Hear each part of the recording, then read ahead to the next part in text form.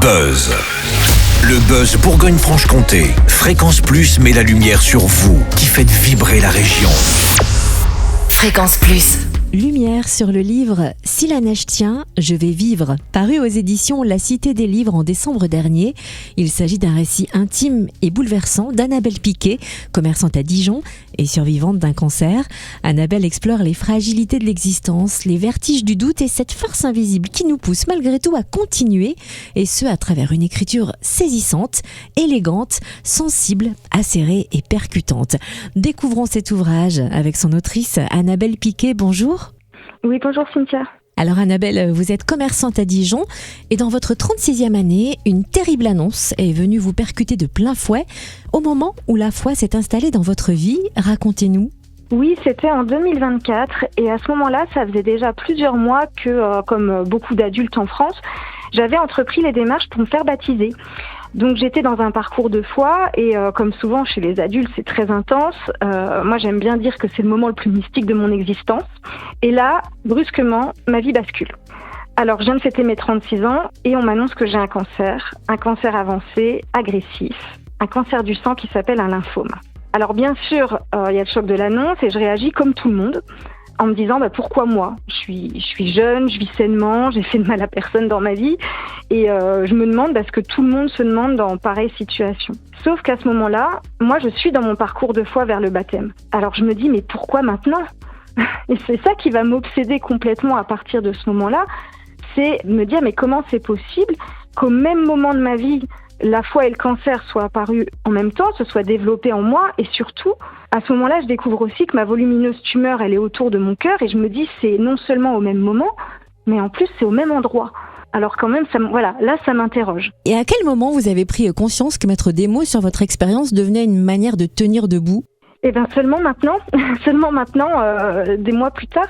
Après coup, oui, je m'aperçois que, en effet, écrire, ça m'a sûrement aidé à surmonter tous ces mois de traitement, de souffrance. Mais sur le moment, je le dis souvent, j'ai pas choisi d'écrire. Sur le moment, j'ai pas eu le choix. C'est-à-dire qu'il y a les mots qui me harcelaient, qui tournaient dans ma tête. C'était des flux de mots jour et nuit. Et il fallait absolument que je les écrive pour espérer avoir un petit peu de repos.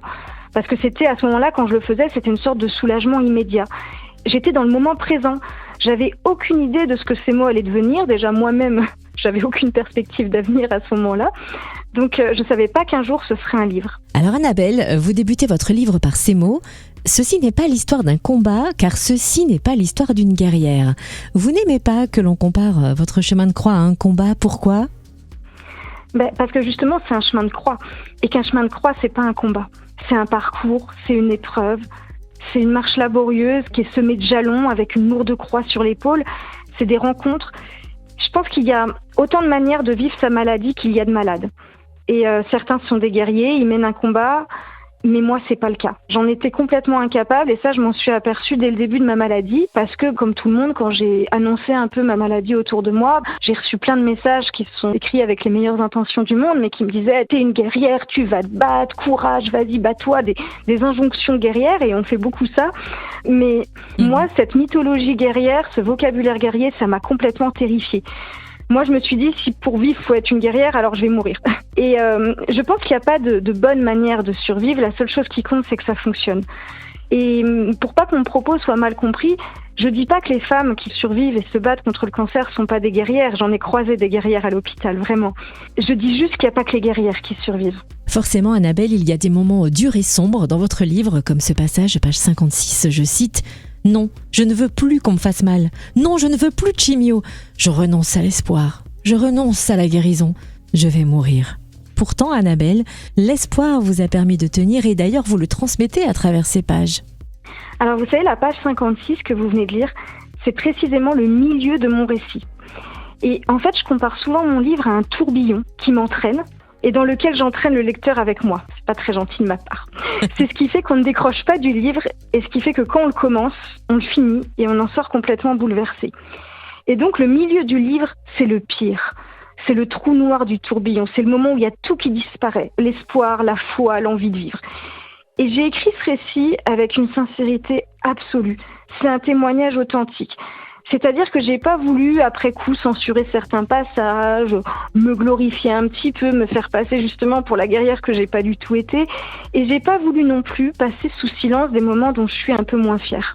Donc, je ne passe pas non plus sous silence les moments de désespoir absolu comme celui que vous venez de citer. Et en ce qui concerne l'espoir, il y en a beaucoup dans mon livre, mais je parle aussi beaucoup de l'espérance, parce que c'est un mot qui est encore plus puissant, parce que c'est une espèce de confiance en la vie, et j'aime bien dire que mon livre, c'est aussi un livre sur la vie. Si la neige tient, je vais vivre, c'est un livre d'Annabelle Piquet, commerçante à Dijon, paru aux éditions La Cité des Livres en décembre dernier, que l'on trouve dans toutes les librairies et sur le site de l'éditeur La Cité des Livres. Merci pour ce beau témoignage de vie, Annabelle Piquet. Merci Cynthia. C'était le Buzz Bourgogne-Franche-Comté. Fréquence Plus met la lumière sur vous, qui faites vibrer la région. Fréquence Plus.